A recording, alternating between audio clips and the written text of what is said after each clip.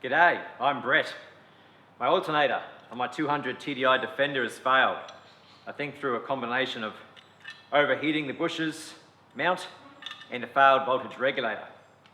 So I'm going to install a new Mahle 14 volt 70 amp alternator. Pretty much replaces this one that's lasted me the last probably 10 or 11 years. So let's get into it. If you've got a 200 TDI and want to replace it with the same, the part number is 11.201.810. The first step before we start is to disconnect one of the cables on the battery so we don't burn down the car once the electrical connections are removed off the back of the alternator.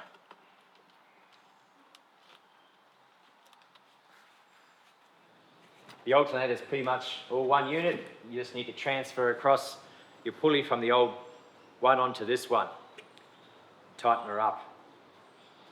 I'm going to change over some of my connections I have as well. Since I've just disassembled my old one, I've discovered that I should be connecting to this post instead of one of these spade terminals. But that's how the car came when I purchased it 19 years ago. I've only just figured that out, looking at the connections and disassembling one to see that it's all one piece. So I can get a much better connection for 70 amp output through a post than I can through a little spade. So first up, we need to get rid of the airbox. Make it access a lot easier because its alternator's tucked in around down the bottom. So we've got a couple clamps here to remove.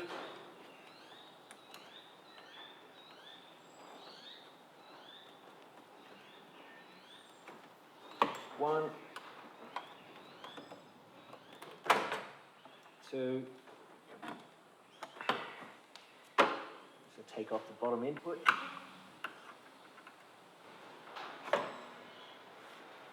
Rinse the airbox out. Next, remove the turbocharger hose. Two clamps to undo.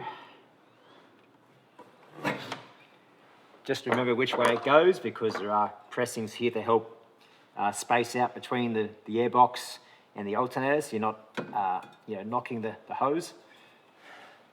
So you've got 3 bolts you'll need to undo. One on the front, which is a tensioner bolt.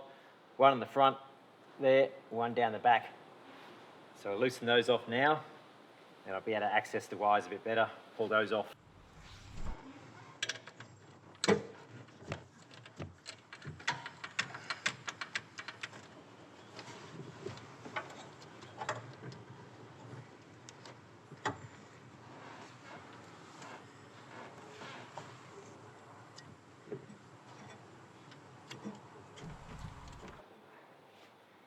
There you go, alternator's out.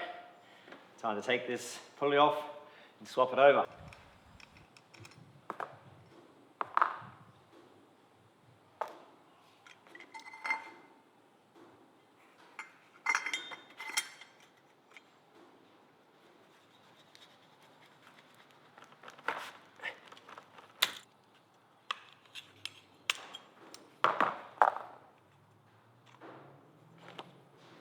Now I've noticed that if you do buy a brand new one, it's missing some spaces and of course the keyway. So if you do buy one and you don't have a key from your old one that fits in, you might need to track one down. Otherwise you won't be able to put the new pulley back on.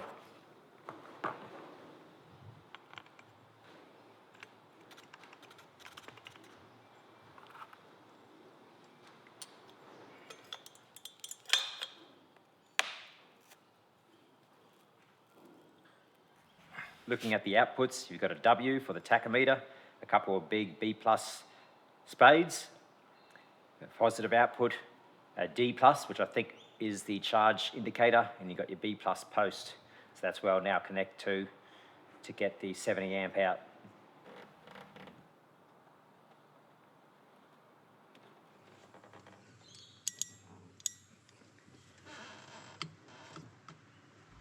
It goes back in pretty much the same way. Get the connections on first.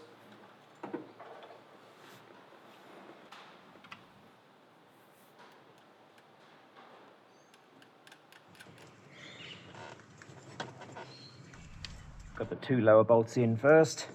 Now just don't tighten them all the way up yet. Just get the belt on first. Make sure everything's lined up.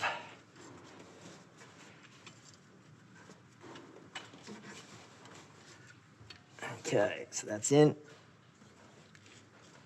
Now I can put the tensioning bolt in.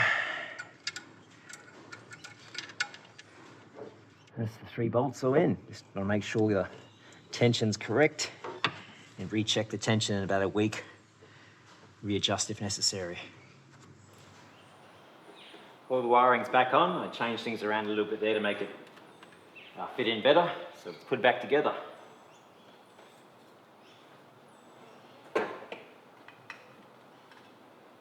Well, everything's back together. Double checked all the connections. I'm pretty much ready to start her up and see what I get.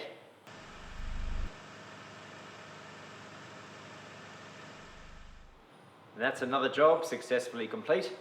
It's pretty easy to do. So I'll keep this alternator for another 10 years and then I'll replace it preventively just so my car's always good to go in the Outback. Hopefully won't have another failure like this trip I've just previously been on exploring Diamantina National Park in Outback, Queensland. So thanks for joining me. Stay tuned for more videos from roaming the Outback.